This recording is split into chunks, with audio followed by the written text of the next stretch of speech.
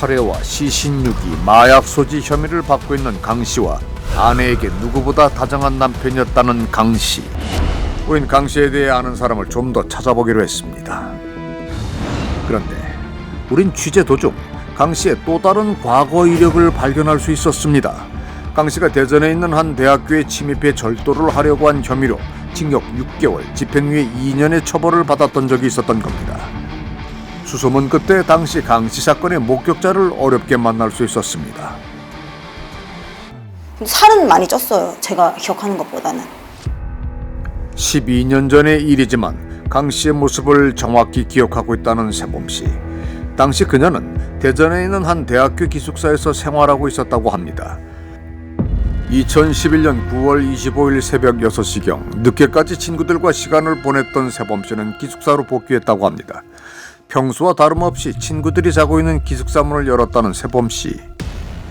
누가 저희 책상을 막 축축축 하고 있길래 제가 누구세요? 했더니 아니에요. 그래서 나가려는 거를 제가 이렇게 잡아가지고 아니 누구신데요? 하는 실랑이를 하는 와중에 친구들이 깨서 불을 켜가지고 그 사람의 얼굴을 본 거예요. 모두가 잠든 새벽 기숙사 방에 몰래 들어와 무언가를 뒤지고 있던 사람은 다름 아닌 강 씨. 그런데 불이 켜지자 몹시도 충격적인 강 씨의 모습이 드러났다고 합니다. 앞머리 있는 웨이브 있는 가발에 뿔테 안경을 썼고 립스틱은 이미 제 거를 칠하고 있었어요. 하얀 나시, 민소매, 하드 팬츠, 그리고 맨발이었어요. 강 씨가 여장을 하고 있었던 겁니다. 기숙사 문을 사이에 두고 세범 씨와 실랑이를 벌이던 강 씨는 남자 기숙사 쪽으로 도망쳤지만 결국 뒤따라온 세범 씨에게 붙잡혔다고 합니다. 정말 기괴했어요. 놔달라는 말이 엄청 놔달라는 말밖에 안 했어요. 나도 존댓말했어요. 경찰 조사에서 여자 기숙사에 침입했던 이유가 절도 때문이라고 진술했다는 강 씨.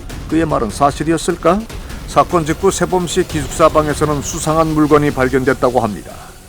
그때 나중에 방에 왔을 때 문제가 됐던 게 청테이프가 있었어요. 완전 새 건 아니고요. 이 새 거면 보통 다 붙어 있잖아요. 근데 약간 이렇게 좀 떨어져 있는 느낌 썼던 건지 아니면 정말 바로 이렇게 할 수 있게끔 그랬던 건지는 모르겠어요. 그래서 전달을 했던 기억이 나요. 청테이프 방에서 나왔다고. 친구들은 정말 그냥 너무 무서워해서 애들이 한 며칠을 불안해했을 거예요. 그날 강 씨가 여자 기숙사에 침입했던 진짜 이유는 무엇이었을까? 무엇보다 놀라운 건 강 씨가 여장을 하고 여자 기숙사에 침입했던 시기가 지윤 씨와 연애를 하고 있던 때였다는 겁니다. 곳곳에서 거짓말을 했던 강 씨. 그가 감추려했던 것은 과연 무엇일까?